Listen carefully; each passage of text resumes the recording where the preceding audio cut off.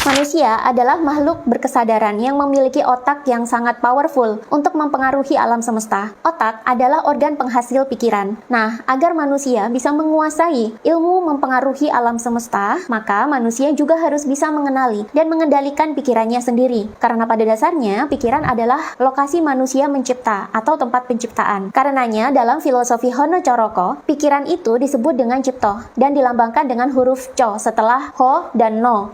Ho itu untuk melambangkan Tuhan atau Sang Hyang Suwung, dan no itu untuk melambangkan ono atau eksis atau ada. Setelah no ada co atau cipto atau pikiran. Itu artinya ketika manusia sudah manunggal dengan Tuhan yang eksis dalam dirinya, maka manusia bisa menciptakan realita dan mempengaruhi alam semesta diawali dengan pikiran. Pikiran manusia menentukan bagaimana manusia merasakan emosi dan bagaimana manusia bertindak. Pikiran juga menentukan ke arah mana jiwa manusia itu nantinya. Dan supaya makin bisa menguasai ilmu ini, manusia harus memahami mekanisme pikiran. Sebenarnya ada 3 jenis pikiran yang ada di dalam otak manusia. Jika manusia sudah menguasai ketiga jenis pikiran ini, maka dengan sendirinya manusia jadi lebih mudah mengontrol dirinya sendiri dan lebih mudah mempengaruhi alam semesta. Apa saja sih jenis pikiran yang dihasilkan oleh otak manusia? Yang pertama, pikiran sadar yang bergetar di gelombang beta sekitar 12-25 Hz. Ini adalah jenis pikiran yang sering manusia gunakan sehari-hari saat berada dalam kondisi terbangun, di mana di sini manusia melakukan aktivitas, belajar, dan bekerja. Pikiran ini bekerja secara kita sadari, dan biasanya selalu sibuk berpikir analitis, rasional, urut-urutan, merencanakan sesuatu, menilai sesuatu, menimbang-nimbang, dan sejenisnya. Pikiran seperti ini identik dikeluarkan oleh belahan otak sebelah kiri. Karenanya otak kiri kita bersifat rasional dan matematis, tapi ternyata pikiran ini hanya mempengaruhi 10-20% kehidupan kita saja. Yang kedua, pikiran bawah sadar yang bergetar di gelombang theta atau alfa sekitar 4-12 Hz. Pikiran bawah sadar ini bekerja menentukan 80-90% realita kehidupan manusia tanpa kita sadari. Inilah lokasi dari nilai-nilai hidup, belief system, perasaan atau emosi, intuisi, memori jangka panjang, dan kreativitas. Tipe pikiran ini sangat tenang dan rileks. Jiwa manusia atau bagian dari diri manusia yang merasa itu terletak di sini. Dan dari sinilah awal mula penciptaan realita itu terjadi. Manifestasi, niat, visualisasi masa depan Anda, doa, dan semua hal-hal yang irasional lainnya itu berada di ranah ini. Dan ini semualah yang membentuk realita manusia serta mempengaruhi makrokosmos. Dan ini identik dengan kinerja otak kanan. Karenanya otak kanan kita cenderung bersifat emosional dan irasional. Sedangkan gelombang otak alfa dan gelombang otak theta ini adalah gelombang otak yang sangat tenang. Ketika kalian merasakan ketenangan, keheningan, relaksasi, dan kenyamanan, maka sebenarnya kalian sedang berada dalam gelombang otak alfa atau theta ini. Nah, yang ketiga, ada pikiran tak sadar yang bergetar di gelombang delta sekitar 0,5-4 Hz. Pikiran tak sadar ini bekerja secara tak kita sadari, dan ini mengatur seluruh sistem kerja tubuh yang sudah bekerja secara otomatis, seperti sistem metabolisme tubuh, sistem imun, sistem endokrin, serta sistem pertumbuhan. Detak jantung kita, jumlah nafas per menit, pertumbuhan sel, dan penyembuhan di dalam tubuh semuanya terjadi tanpa kita sadari. Tapi kita tetap bisa memprogramnya melalui pikiran bawah sadar. Lalu apa sih gunanya kita mengetahui 3 jenis pikiran tersebut? Sebenarnya manusia bisa mengatur makrokosmos melalui pikiran bawah sadarnya. Karena ternyata frekuensi dasar bumi itu selaras dengan frekuensi pikiran bawah sadar yang rileks dan tenang, yang bergetar di 4-12 Hz. Dalam hukum fisika, 2 buah materi yang bergetar dalam frekuensi yang sama ini akan saling beresonansi.